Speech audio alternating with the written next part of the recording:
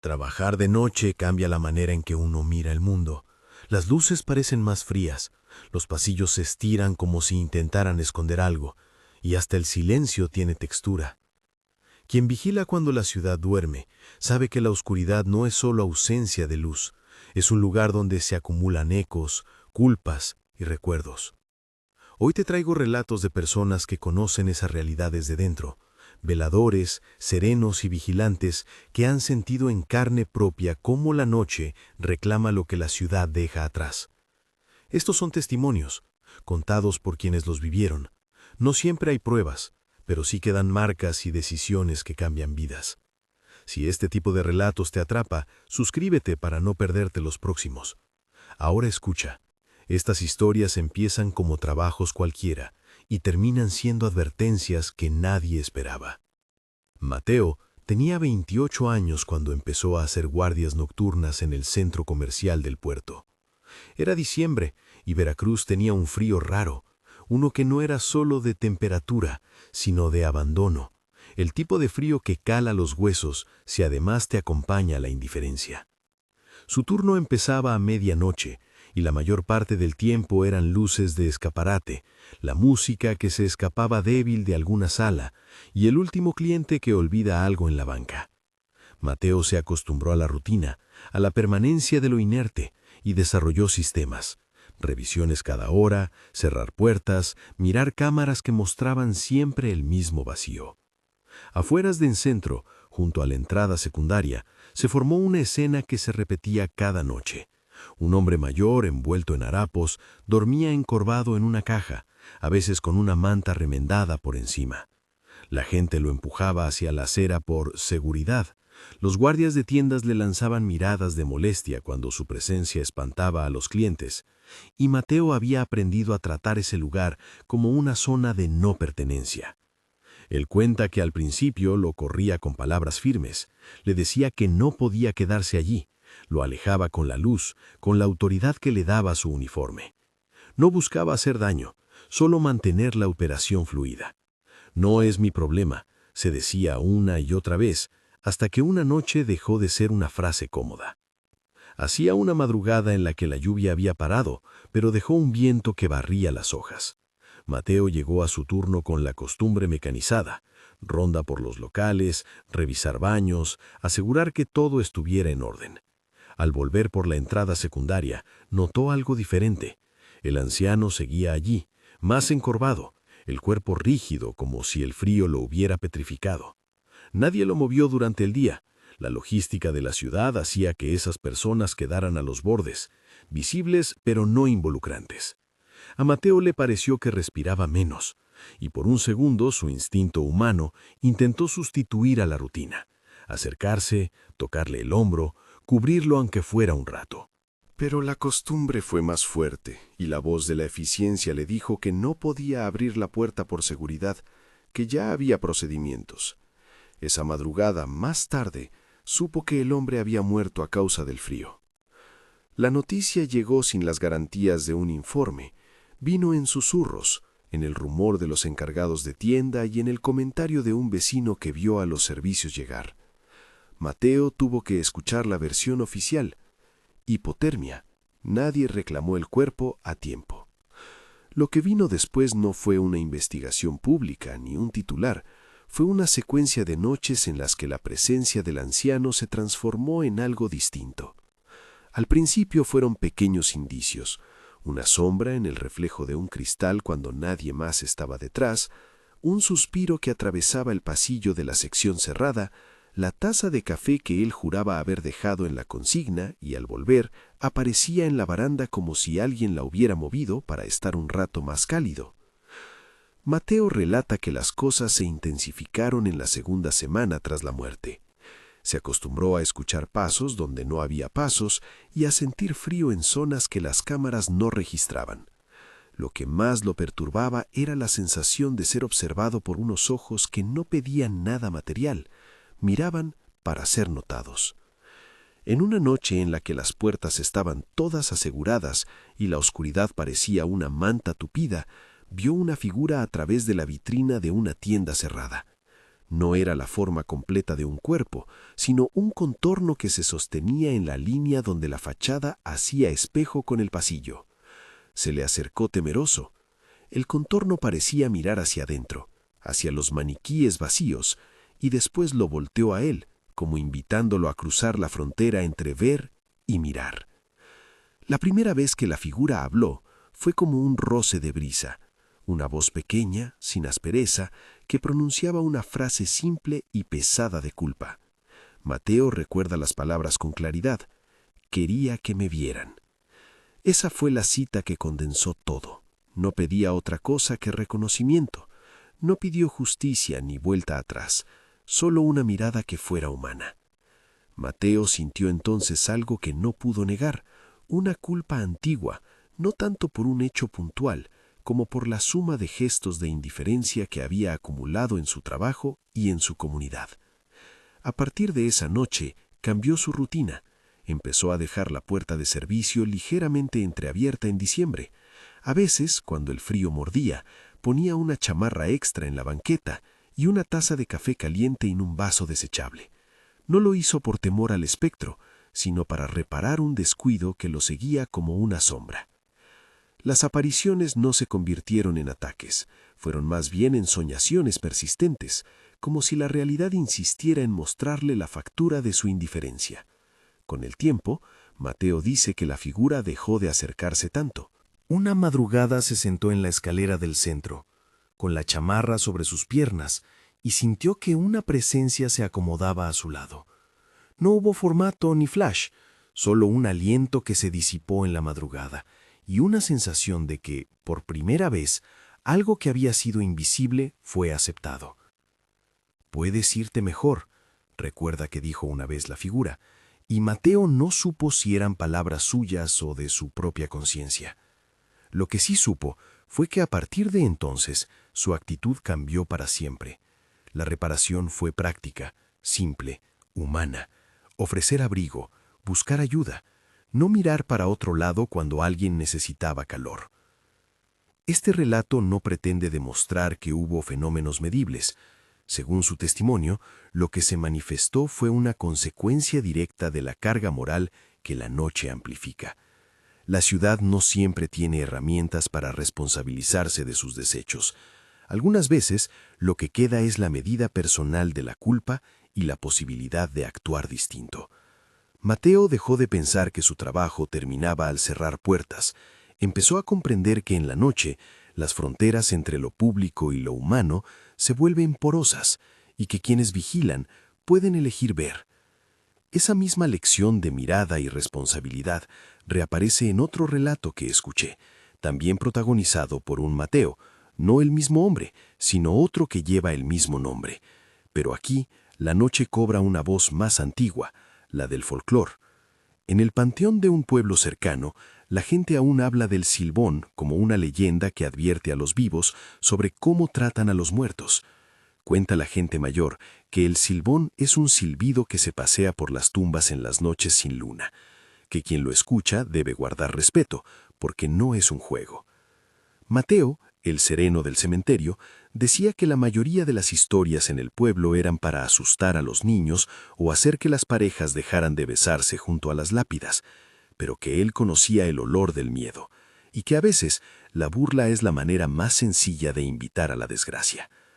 Su trabajo consistía en recorrer el panteón a pie desde la medianoche hasta las 5 de la mañana. Las jornadas le daban un refugio mediocre, un sueldo que alcanzaba para poco, y una costumbre de no sentir demasiado. Los domingos, los familiares colocaban flores y rezaban. Los lunes, el cementerio volvía a su silencio y a sus inviernos. Mateo admite, con una risa que suena forzada, que solía burlarse de los viejos que hablaban del silbón. «Son cuentos de abuelos», decía mientras encendía su linterna. La incredulidad era su armadura, y el alcohol su compañía más fiel en las noches largas. Pero el panteón tiene maneras de enseñar lecciones que la risa no puede esquivar.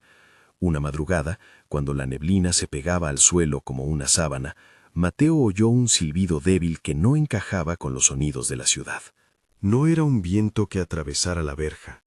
Era una melodía que parecía caminar entre las lápidas, a veces arriba, a veces abajo, como si alguien estuviera afinando un instrumento que nadie veía. Al principio lo ignoró. A los trabajadores nocturnos les enseñan a no dramatizar. Si te asustas, pierdes el juicio. Pero esa noche el sonido ganó dirección. El silbido se acercó y con él vino una sensación de dedos fríos rozando la nuca. Mateo intentó seguir su rutina, abrir la caseta, apuntar la linterna hacia la vieja tumba que siempre olía a tierra removida, chequear los números de las placas. La linterna devolvía manchas, no rostros. Las sombras parecían tomar forma en los contornos de las cruces. El silbón, en las historias, no usa palabras para castigar. Sus advertencias son actos que cambian la postura del cuerpo. A Mateo le tocó comprender eso cuando notó que su mochila, la que siempre cargaba para dejar sus cosas en la caseta, pesaba de repente el doble. A cada paso sentía como si cargas invisibles se le apoyaran en los hombros. Primero una mano, luego dos, y después una sensación de peso que le obligó a caminar hacia una tumba sin nombre. Ese tramo de la noche está relatado con la respiración contenida de quien vuelve a vivir el momento en memoria. Mateo dice que caminó sin entender, que sus piernas obedecieron a una voluntad ajena. Los árboles parecían inclinarse, los bordes de las placas brillaban con la humedad, y en cada paso entendía que no era una broma que había invitado. Lo que vino no fue violencia física en sentido bruto, fue algo que dejó marcas que no siempre se ven, pero que se sienten todos los días. Marcas en los hombros, arrugas que apuraron su rostro, una punzada de cansancio que no se iba con sueño ni con descanso. La vida de Mateo cambió después de esa noche. Dejó el alcohol con la misma determinación con la que algunos dejan un mal hábito cuando la vida les muestra su precio. Pasó de burlarse de las advertencias a limpiar las tumbas con cuidado, a llevar flores que no eran suyas y a responder con respeto cuando algún visitante preguntaba por nombres. Para él, el castigo no fue la muerte, sino una vida con memoria, cargar lo que otros dejaron y asumir una responsabilidad que antes negaba. En su testimonio, el silbón no aparece como un verdugo que mata, sino como un juez que obliga a ver lo que se esquiva. Fue una transformación que permeó su trabajo y su forma de relacionarse con lo que la ciudad desecha. En ese punto, con el peso aún sobre sus hombros, Mateo miró la neblina por última vez y dijo en voz baja una frase que resume el cuadro. No se burlen de lo que no entienden. Fue la única cita corta que guardó y que repitió como una advertencia. Mientras escuchas estas historias, quizá pienses que se repite un mismo patrón. La noche expone la indiferencia y, de algún modo, la devuelve multiplicada. Las voces que aparecen en estos relatos no siempre toman formas comprensibles. A veces, lo que vuelve es el recuerdo de una mirada negada, la manifestación física de una culpa que no encuentra otro remedio que hacerse presente. Ahora bien, hay lugares donde la noche no solo reclama miradas, sino que parece retener a quienes ya no tienen sitio en los trámites de la vida. Hospitales que cerraron sus puertas dejando cosas a medias, camas que nunca fueron reclamadas, monitores que siguen sonando en el silencio. Hay un tercer testimonio que quiero contarte, y en él la palabra espera se repite como un latido. Eusebio trabajó años como vigilante en un hospital que, por recortes y cambios administrativos, cerró varias alas, pero nunca cerró del todo su historia. Para la ciudad era un edificio tapiado. Para algunos residentes era una construcción que en la noche seguía respirando a su manera. Eusebio empezó como cualquier otro. Rondas, revisar que las cerraduras no cedieran, asegurarse de que los equipos estuvieran desconectados para evitar cortocircuitos. Pero la estructura misma del hospital parecía guardar memoria. Las camillas en los pasillos conocían el polvo, sí, pero también albergaban huellas que no coincidían con el paso reciente de nadie. Sus noches estaban llenas de pequeños desaciertos que con el tiempo conformaron una narración inquietante. Primero fueron ruidos, una rueda que rechinaba en el fondo de la sala de urgencias cuando no había electricidad, un monitor que emitía un pitido intermitente, aunque sus cables estuvieran desconectados. Después aparecieron marcas sobre el polvo, impresiones de una sábana arrastrada, huellas de ruedas que no conducían a ningún equipo presente.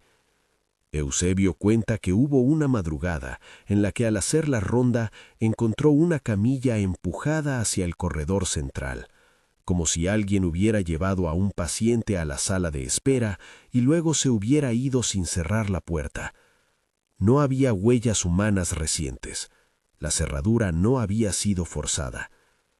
Lo que más lo perturbó fue la sensación de que el hospital seguía atendiendo a quienes nunca pudieron completar su alta. Eusebio asegura que escuchó voces sin fuente, conversaciones a la distancia, frases incompletas que se disolvían en la fachada fría. No hablaba de apariciones grotescas, sino de la persistencia de una rutina médica que no terminaba. Pasos apresurados, el roce de una sábana, el pitido exacto de un monitor que no debería sonar. Lo contó con la misma frialdad de alguien que recuerda demasiadas guardias, pero con la mirada ausente de quien aún oye ese pitido entre los ruidos cotidianos. Una noche, al entrar al ala vieja, sintió que algo rozó su pierna. No un cuerpo, sino una tela con manchas que se adhería a sus zapatos. Avanzó y en el final del pasillo creyó ver la silueta de una camilla cubierta con una sábana, como si un paciente hubiera sido envuelto y dejado en espera. La sábana tenía manchas que Eusebio describió con pudor, huellas que le hablaron de una vida interrumpida. Lo que la figura cubierta dijo, no en palabras claras, sino en un pulso de presencia, fue una sola sílaba que se volvió mantra. Espera. No es un mandato agresivo, es una condición. Alguien pendiente de ser atendido, alguien cuya historia no recibió un cierre. Eusebio confesó que esas sensaciones se filtraron a su vida fuera del hospital. Empezó a soñar con pasillos interminables, a despertar con la sensación de que alguien pedía ayuda en la casa. Había días en que encontraba marcas diminutas en la ropa que no estaban antes, como si una sábana hubiera rozado su gabardina en sueños. A la larga, su trabajo se volvió insostenible, no por peligro físico inmediato, sino por el peso de la expectativa que el edificio trasladó a su existencia. Renunció una tarde, con la calma de quien decide no cargar más con la espera de otros. Cada uno de estos relatos trae la misma lección oculta. En la noche cobran voz tanto quienes no fueron vistos como las leyendas que piden respeto. Hay un hilo que los une, la espera, y en esa espera la ciudad juzga en silencio. Tal vez pienses que son solo supersticiones o una manera poética de hablar sobre la culpa. Tal vez tengas razón, pero la verdad del testimonio radica en lo que cambió a cada persona, en las acciones que siguieron al miedo o a la vergüenza. Mateo abrió una puerta, el sereno dejó el alcohol, Eusebio dejó un trabajo que le robaba la vida. Antes de seguir, déjame contarte algo que me compartieron los mismos protagonistas. Para ellos, la noche no solo trae peligro, trae responsabilidad. Trabajar de noche es estar en una franja donde lo que la ciudad no quiere ver viene a pedir cuentas. Y si crees que esto queda ahí, en la anécdota, considera que hay más testimonios, más panteones, más hospitales cerrados y centros comerciales que siguen teniendo historias que las oficinas no registran. Lo que sigue se adentra más en la leyenda del Silbón y en cómo en algunos trabajos nocturnos la vigilancia se convierte en ritual de reparación. Hay detalles que necesitan contarse con calma, porque no todas las noches terminan con una lección agradable. Algunos finales son abiertos y otros dejan marcas permanentes. Si quieres que continúe con las noches donde la frontera entre lo humano y lo que queda de la ciudad se borra, quédate hasta el final. Si esta voz te llama, comparte este video con alguien que trabaja de noche o con quien cree que la ciudad no tiene rostros. Ahora me acerco a contarte lo que pasó después con Mateo, el sereno, cuando la historia del Silbón le obligó a enfrentar algo más que su propia burla.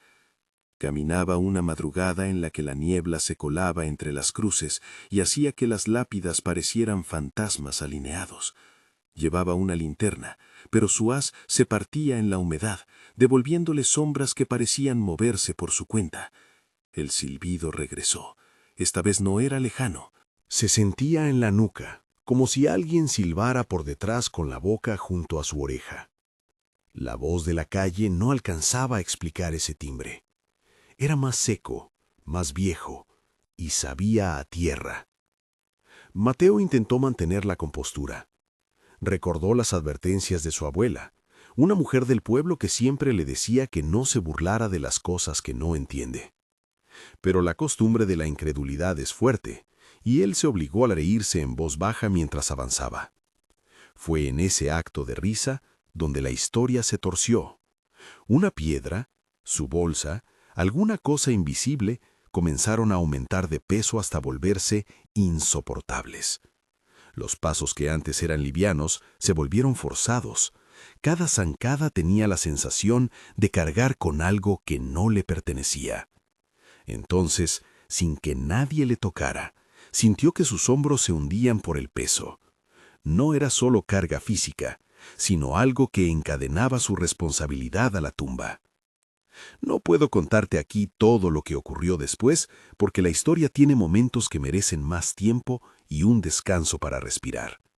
Lo que te dejo es la imagen de un hombre que, en la noche, descubre que su falta de respeto tiene consecuencias que atraviesan la piel del mundo visible. En el siguiente relato, veremos cómo esa carga se transforma en marca permanente y cómo la leyenda del Silbón opera como un tribunal sin jueces. Te contaré también cómo esa experiencia no se limita al cementerio. En la noche, la ciudad misma a veces decide castigar la indiferencia con un tipo de justicia que no figura en las actas. Si estas historias te inquietan, suscríbete y comparte con alguien que necesite escuchar estas voces de la noche. Hay más relatos que merecen escucharse, y lo que sigue explora cómo la espera y la visión se transforman en destino para quienes trabajan cuando todos duermen. Cuando la noche le enseñó a Mateo la levedad de la burla, no le dio un golpe final y definitivo. Le dejó pequeñas marcas, que al principio parecían nada más un mal sueño y después se convirtieron en costumbre. Caminó de regreso a la caseta con la mochila más pesada, no por objetos, sino por la sensación adherida a su espalda. Al día siguiente, sus hombros mostraron líneas rojas, como si alguien le hubiera rozado con cuerdas invisibles. Con el paso de las semanas, esas líneas marcaron su piel de una manera más sutil. Una rigidez en la nuca, un peso en la mirada, la manera en que ahora inclinaba la cabeza frente a cada sepultura como quien pide permiso. Mateo volvió muchas noches a la misma tumba sin nombre a la que lo había llevado la cosa del silbido. No fue un gesto público, no buscó el reconocimiento de nadie. Su rutina cambió en detalles discretos. Recogía las hojas que se pegaban a las lápidas, barría las cenizas de flores olvidadas y alguna vez dejó una vela que no pertenecía a ningún ritual conocido. Encontró, en esos gestos, una forma de reparar que no exigía aplausos. Cuando alguien se acercaba al panteón y le preguntaba por el lugar, él ya no reía. Respondía con un silencio que era una lección. Contaba que, durante las madrugadas en que más cercano había sentido el silbón, aprendió a escuchar otras cosas. El susurro del barro al asentarse, la manera en que el aire se hace más denso sobre una fosa nueva, cómo algunas voces se disuelven en la maleza y otras, en cambio, reclaman ser atendidas. No hay manera de medir cuándo una persona deja de burlarse y empieza a enmendar. Para Mateo, fue una sucesión de noches en que, al pasar frente a una tumba, la sensación de alivio de la tierra parecía corresponderse con su atención. Contó que hubo, además, una tarde en la que una vecina lo encontró limpiando una lápida que no era de su familia, y le preguntó por qué lo hacía. Él dijo que no tenía una buena respuesta en términos de justicia o razón. Solo dijo que, de algún modo, había entendido que aquellas piedras guardaban rostros que la ciudad prefería olvidar. La mujer no lo reprendió. Lo miró con la dureza de quien ha visto cosas peores y, sin decir mucho, le alcanzó una bolsa con pan. Esa noche, según relataría después, se permitió comer algo caliente por primera vez desde que el Silbón le había enseñado la diferencia entre el chiste y la falta. El efecto no fue inmediato ni espectacular. No hubo milagros que cambiaran de la noche a la mañana la vida del pueblo. Hubo, en cambio, una acumulación de actos pequeños que, con paciencias sucesivas, hicieron que otros repararan su mirada. Algunos lugareños comenzaron a llevar flores en días que no eran fecha. El cementerio ganó una limpieza que no estaba prevista en el presupuesto municipal. Algunos atribuyeron esos cambios al rumor de la leyenda. Otros se excusaron con la conveniencia de que, al mejorar el panteón, también mejoraba el pueblo para el turista ocasional. Para Mateo, la verdad era más íntima. El Silbón no había venido a justiciar de manera teatral. Había venido a recordar que el desprecio tiene consecuencias que pueden convertirse en cargas cotidianas. Con el tiempo, la mochila volvió a su peso natural y su rostro perdió la urgencia de la penitencia. No por eso la memoria desapareció. En su voz, cuando relataba, había una mezcla de agradecimiento y somnolencia. Agradecimiento por haber encontrado una manera de enmendar y somnolencia por el cansancio de alguien que aprendió una lección a costa de noches inquietas. Dejó de reírse de las historias viejas y empezó a contarlas a otros trabajadores nocturnos, no para asustarlos, sino para advertirles que las voces que parecen ridículas pueden ser en realidad la forma que encuentra la vida de pedir que la traten con decoro.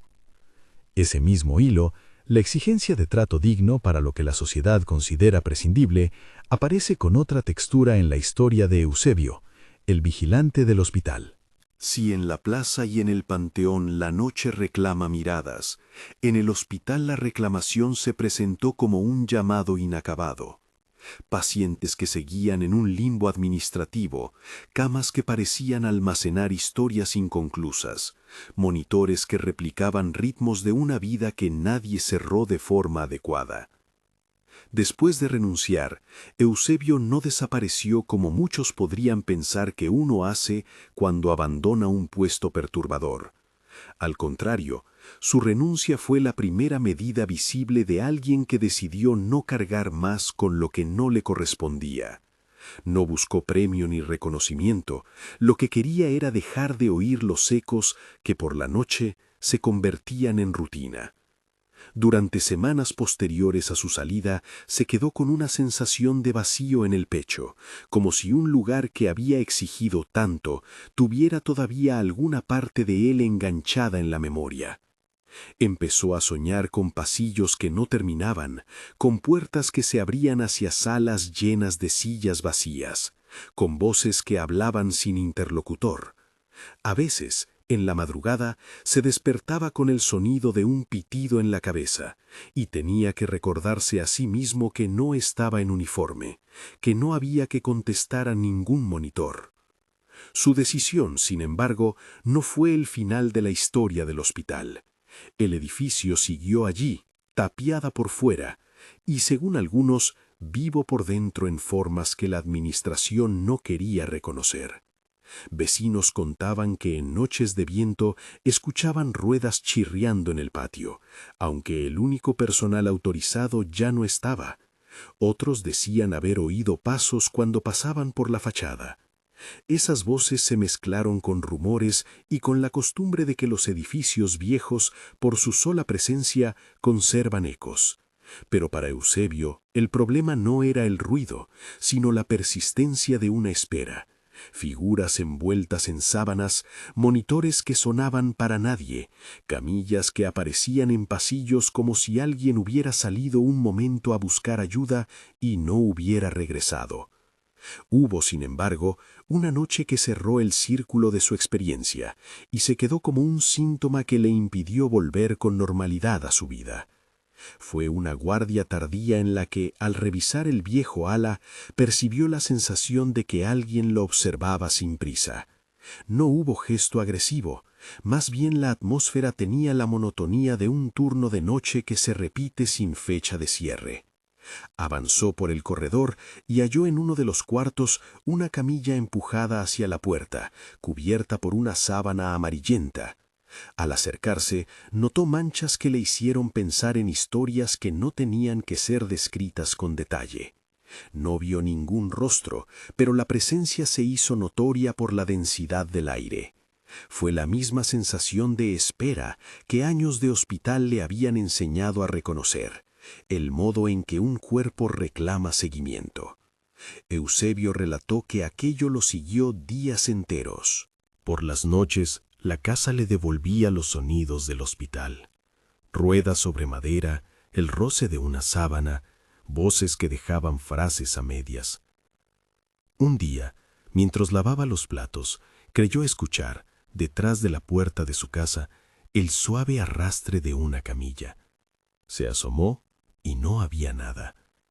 Intentó racionalizar. El estrés, la costumbre, la sugestión. Buscó compañía. Habló con su pareja, con amigos que trabajaban en turnos. Algunos lo escucharon con compasión, otros con escepticismo. Pero el peso de la experiencia se manifestó de otra manera. Pequeños objetos que aparecían en su bolsillo, la sensación de tener una pulsera hospitalaria puesta incluso en su mano desnuda. Se tomó días de descanso, viajó un fin de semana lejos y aún así la memoria de los pasillos lo acompañó como un eco. La renuncia fue la consecuencia visible, pero en su vida surgieron otras reacciones menos vistosas. Empezó a colaborar en una pequeña red vecinal para personas sin acceso a servicios médicos regulares, no porque creyera que estaba pagando una deuda sobrenatural, sino porque no soportaba la idea de que alguien quedara en espera por falta de quien atienda a su llamada. Su cambio fue práctico. Participó en campañas de vacunación, en la logística para llevar a ancianos a centros de salud en días de frío. Era su manera, dijo, de poner orden a la sensación de indefinición que le dejó el hospital. No narraba esto como acto heroico, lo contaba como un remedio contra la culpa y la impotencia. Hay algo que aparece en los tres relatos y que merece detenerse: la idea de que la noche no solo ajusta cuentas con lo sobrenatural, sino con la moral cotidiana. Los espectros o las voces, en tanto que metáforas, empujan a los protagonistas hacia decisiones concretas. Mateo, el velador del centro comercial, empezó a dejar la puerta entreabierta y ofrecer abrigo. Mateo, el sereno, limpió tumbas y abandonó el alcohol. Eusebio, el vigilante, cambió su relación con la atención de salud en su comunidad. No son milagros, pero sí transformaciones que obligan a preguntarse qué parte de la indiferencia personal estamos dispuestos a sostener. En las noches que siguieron a estas historias, la gente del pueblo empezó a hablar más de lo que la ciudad deja sin reclamar. Algunos lo hicieron en tono de advertencia: cuida la manera en que tratas a quienes no tienen a quien reclamar. Otros lo hicieron por amor: trae una cobija si encuentras a alguien dormido en la calle. Hubo, por supuesto, quienes ridiculizaron las reacciones como exceso de imaginación, y eso también forma parte del paisaje humano, la necesidad de explicar lo inexplicable con la comodidad del desprecio. No obstante, lo que quedó fue un cambio lento, que a veces duró una tarde y a veces persistió por años. Mientras escuchaba a cada uno de los protagonistas, el narrador, quien te acompaña ahora, notó un patrón. Las noches enseñan que la ciudad no olvida, simplemente reubica sus responsabilidades. Lo que no se atendió durante el día se transforma en una deuda que la oscuridad vuelve palpable. Las leyendas, en ese sentido, funcionan como sistemas morales no oficiales. El silbón avisa que burlarse tiene precio. La figura del anciano reclama la mirada. El hospital que sigue atendiendo recuerda que los procesos inacabados pesan. No quiero que estas historias se lean solo como advertencias morales, ni como relatos de miedo diseñados para provocar un escalofrío. Hay en ellas algo más temible que la aparición, la cotidianidad de la indiferencia. Un trabajador nocturno puede pasar 8 horas mirando cámaras y verificar que nadie entre a robar, pero no puede, por normas o por insensibilidad, decidir abrir una puerta a quien necesita calor. Un sereno puede pensar que una broma es inocua, hasta que la broma termina en desatención que marca una vida. Un vigilante puede asumir que su trabajo consiste en vigilar instalaciones y no comprender que su presencia tiene implicaciones humanas que van más allá del peligro físico. Es esa fricción, lo que la ética cotidiana exige frente a lo que el rol permite, la que más que cualquier aparición deja cicatrices. Después de escuchar los relatos por largo tiempo, hablé con quienes habían trabajado con estos hombres. Algunos recordaban detalles pequeños, la manera en que Mateo dejó una chamarra en la banqueta en lugar de tirarla al dote, la forma en que el otro Mateo puso una flor en una tumba sin que nadie le viera, la decisión de Eusebio de acompañar en una ambulancia a una anciana que no tenía a quien esperar. Esos actos, añadían, son los que terminan hablando más fuerte que cualquier historia de fantasmas. La noche puede ser un escenario propicio para el misterio, pero lo que cambia la vida de los protagonistas son precisamente las pequeñas reparaciones que surgen de un remordimiento transformado en acción. En el cierre de esas vidas hay algo parecido a un examen. Ninguno de los tres recibió una especie de absolución celestial. No hubo juicios dramáticos, no hubo finales cinematográficos. Hubo, eso sí, consecuencias que modificaron su rumbo. Algunos vecinos se reconciliaron con el pueblo al ver que las tumbas estaban más cuidadas. Los comerciantes del centro comercial notaron que la presencia de una persona ofreciendo abrigo redujo quejas y aumentó la amabilidad en la zona. La red vecinal que ayudó a Eusebio mejoró el acceso a atención para quienes más lo necesitaban. No fueron cambios que llenaran un titular, pero sí modificaron la textura del día a día. Las leyendas permanecen porque cumplen funciones sociales. Enseñan a respetar lo sagrado, a no humillar a quienes han muerto, a no despreciar a los vivos que por falta de recursos quedan en los márgenes. El silbón, como mito, sirve para doblar la voluntad humana hacia la compasión cuando la razón racional falla. El anciano que reclamaba ser visto simboliza la invisibilidad de la pobreza y la necesidad de que otros miren. El hospital reabierto en la memoria de Eusebio es un recordatorio de que las instituciones pueden dejar deuda humana si no cierran sus procesos con dignidad. Quizá lo más inquietante de todo esto no sea el sonido de una silla que se arrastra a medianoche, ni la visión momentánea de una forma cubierta con una sábana. Quizá lo que realmente sacude es la pregunta que se instala después de oír estas voces. ¿Qué puertas hemos decidido no abrir? ¿Y por qué? ¿Cuántas ocasiones hemos optado por la comodidad de mirar hacia otro lado? Las respuestas a esas preguntas no requieren más evidencia sobrenatural que la observación de nuestras propias manos. ¿A cuántos les hemos tendido abrigo? ¿Cuándo fuimos capaces de detener la sentencia de la indiferencia? Antes de despedirnos, hay un detalle final que conviene no dejar pasar. Las historias que cuentan Mateo y Eusebio no pertenecen solo a lugares lejanos o a leyendas locales. Se reproducen en cualquier ciudad donde el trabajo nocturno existe, en cualquier centro comercial, en cualquier cementerio, en cualquier hospital. Hay alguien cuya jornada implica estar atento a cosas que el resto no ve. Y en ese estar hay una oportunidad, la de transformar una experiencia de miedo o de culpa en una decisión que, aunque pequeña, puede alterar el curso de la vida de alguien. No es consuelo, es responsabilidad convertida en hábito. Termino con una imagen que se queda en la garganta. Imagina una puerta entreabierta en una noche de diciembre, una taza de café humeante apoyada en un escalón, una chamarra que cuelga de una banca. Imagina que mientras te alejas, alguien en el umbral vuelve la cabeza y te mira. No pide justicia ni venganza, pide la simple certeza de que has sido visto. Esa mirada en la noche pesa más que cualquier relato de miedo.